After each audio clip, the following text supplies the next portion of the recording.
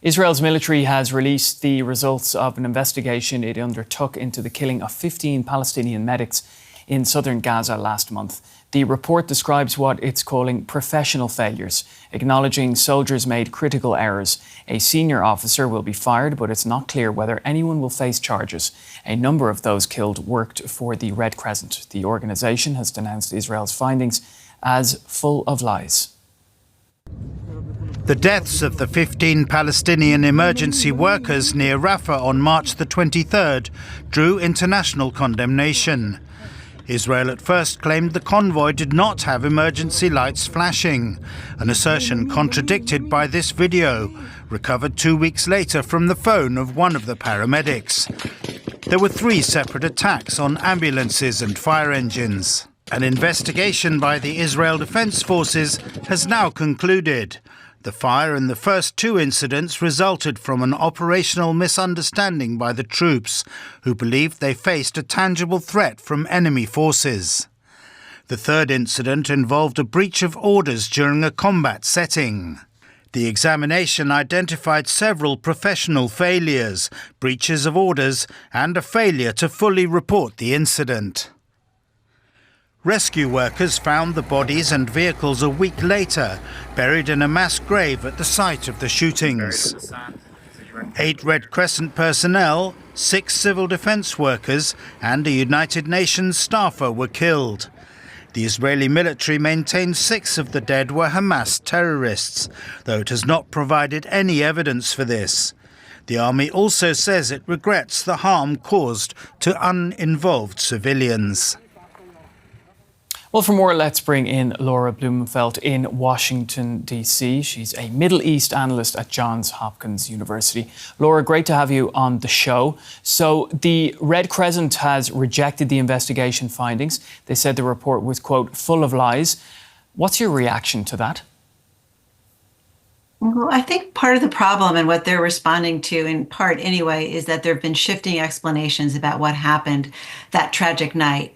And Israel has described it, in fact, as a tragedy, which which says a lot. I think the second problem is, aside from the shifting explanations that the IDF has given, is that they've described it in terms of a personal error rather than a collective kind of guilt on behalf of the Israel Defense Forces. What Israel is saying is that the way that they're going to collectively respond to it, and pushing back on that kind of accusation that it's just about a personal error with one guy fired, with one commander fired, is that they're going to sharpen those rules of engagement and make it much clearer to the forces operating in the Gaza area and other areas that there should be reinforced protection of rescue workers in the future. Now, we know the IDF had to backtrack on its initial assertion after that video was recovered from the mobile phone of a medic who was killed. How much of an impact did that have on this inquiry? Well, I think it undermined the trust, which was already lacking in the first place. They've had to kind of go back and kind of restate what they're finding, and that undermines the trust and credibility. The IDF is trying to show, in Israeli society in general, that they're able to investigate their own army so that it doesn't get turned over to international bodies like the ICC. That's what Israel is trying to avoid, because they feel like those are biased forums, and so that they're able to conduct their own internal investigations. There hasn't been an investigation like this with a kind of censure, not only the firing of one commander, but there's also a censure of another one since last April, when the World Central Kitchen workers were fired on and killed. Again, another tragedy. And it just goes again to show that, until we get the hostages released and a ceasefire, these things are liable to happen, regrettably, on both sides, as everybody states. President Trump did say over a month ago, release the hostages or all hell will break loose. And what we're seeing now is all hell. Yeah, now, the bodies of the 15 medics and their vehicles were found in a mass grave. Now, the IDF probe says that there's no evidence of execution or that soldiers tried to conceal the event. Do you think this inquiry dispels those claims? Well, they say that there was a 30-meter distance between the IDF soldiers and the rescue workers who were killed.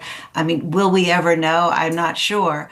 I think what's important, though, to highlight is that the way that the IDF is framing this investigation is it's about errors, not a lack of ethics. It's mistakes, not a moral lapse. And I think that's the position that Israel's taking, and that's perhaps what others are finding offensive, because what they're saying is their whole approach to this war is unethical, and Israel is saying we are among the most ethical armies in the world, and that there's just a really big disconnect between those two positions. Laura, what happens next? Well, what happens is that there are over actually 241 investigations right now being conducted on IDF by the IDF on its troops in Gaza alone.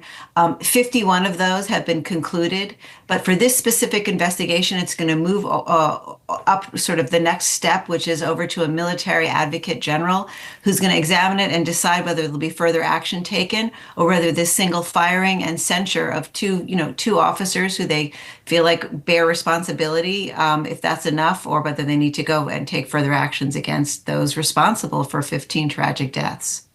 Laura, we'll have to leave it there. Great to have your insights, though. Laura Blumenfeld, Middle East analyst at Johns Hopkins University. Thanks. Thank you.